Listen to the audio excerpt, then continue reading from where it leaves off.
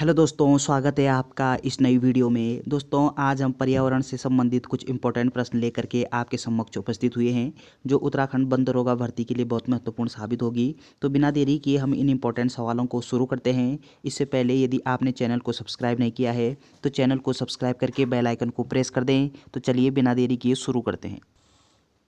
इस वीडियो का पहला प्रश्न है, पर्यावरण किस से बनता है? तो इस प्रश्न का सही उत्तर क्या होना चाहिए? किस किस से मिलकर के बनता है पर्यावरण?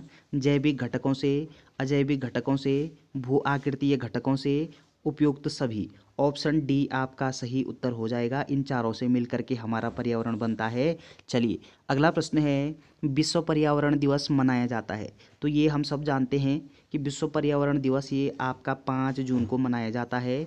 ऑप्शन सी यहाँ पे सही दिया गया है। अगला प्रश्न है, ओजोन परत निम्नलिखित में से किस मंडल में पाई जाती है?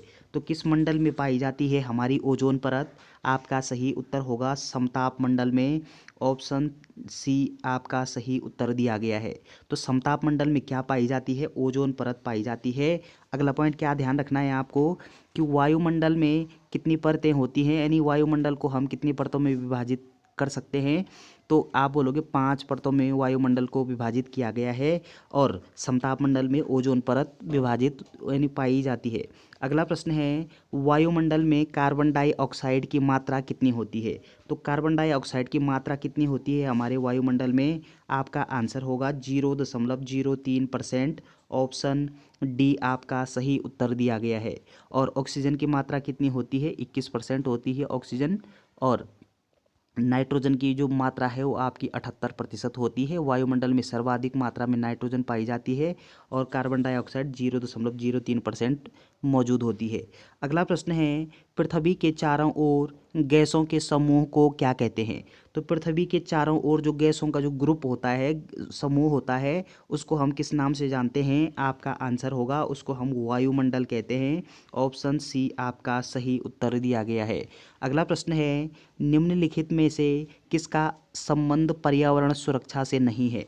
तो किसका संबंध जो पर्यावरण सुरक्षा से नहीं है? इन चारों में से आपका सही आंसर क्या होना चाहिए? आपका आंसर होगा वनोन्मूलन। ऑप्शन बी आपका सही उत्तर दिया गया है।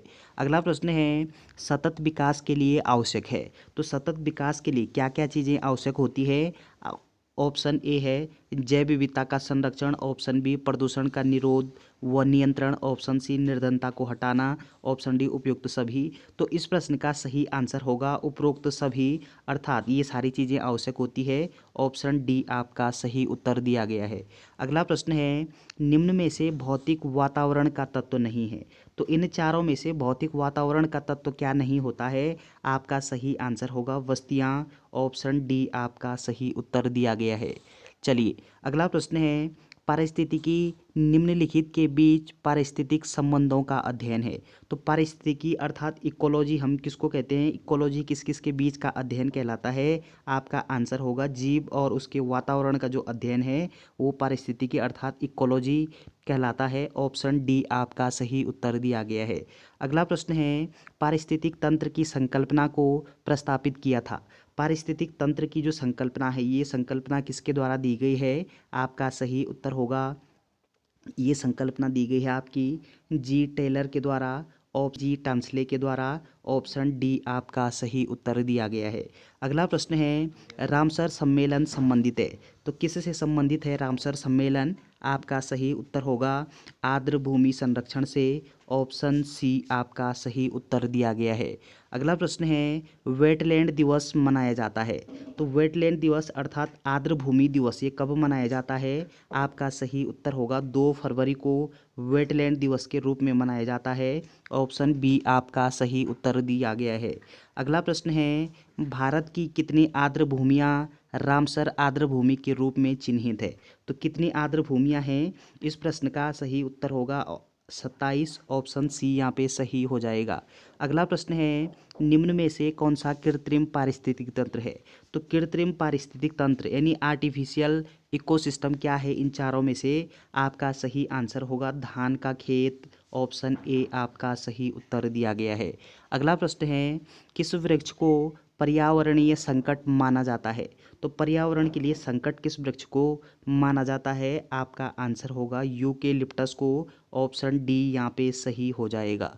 अगला प्रश्न है, सबसे अधिक स्थिर पारिस्थितिक तंत्र कौन सा है?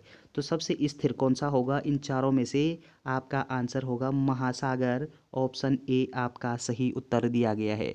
अगला प्रश्न है, निम्न में से कौन सा विश्व का विशालतम पारिस्थितिक तंत्र है? तो विश्व का विशालतम पारिस्थितिक तंत्र अर्थात इकोसिस्टम कौन सा होगा? आपका आंसर है समुद्र। ऑप्शन ए आपका सही उत्तर दिया गया है। अगला प्रश्न है, गहन पारिस्थितिकी अर्थात डीप इकोलॉजी शब्द का प्रयोग किसने किया? तो डीप इकोलॉजी शब्द ये किसके द्वारा दिया गया शब्द है? आपका आंसर होगा अर्नेस्ट नेस के द्वारा। ऑप्शन डी यहाँ पे सही दिया गया है। अगला प्रश्न है, पारिस्थितिक निकेत की संकल्पना को प्रतिपादित किया था? तो पारिस्थितिक निकेत की संकल्पना ये किसके द्वारा दी गई है? आपका आंसर होगा ग्रीनेल के द्वारा। ऑप्शन ए आपका सही उत्तर दिया गया है। चलिए अगला प्रश्न है, इनमें से कौन खाद्य श्रृंखला का निर्माण करता है? तो खाद्य श्रृंखला का निर्माण कौन करता है? आपका सही आंसर होगा घास, बकरा, आदमी। ऑप्शन सी यहाँ पे सही हो जाएगा। चलिए अगला प्रश्न है, खाद्य श्रृंखला में मानव है? तो मानव क्या होता है खाद्य श्रृंखला में? आपका सही उत्तर है प्राथमिक व द्वितीयक उपभोक्ता। ऑप्शन डी आपका सही उत्तर दिया गया है।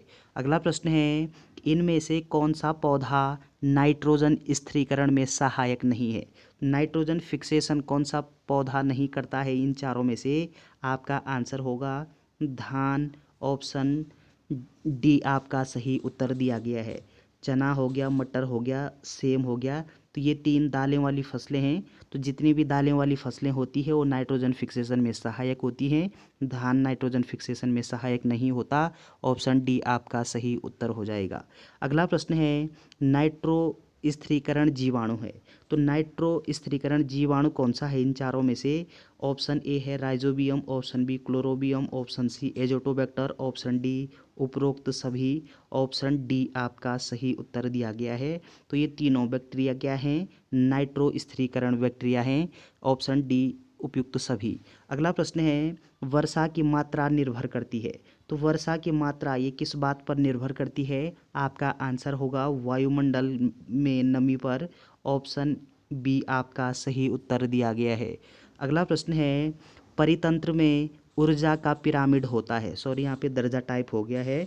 तो परितंत्र में ऊर्जा का पिरामिड किस प्रकार होता है? आपका आंसर होगा सदैव सीधा होता है ऊर्जा का पिरामिड। ऑप्शन बी आपका सही उत्तर दिया गया है।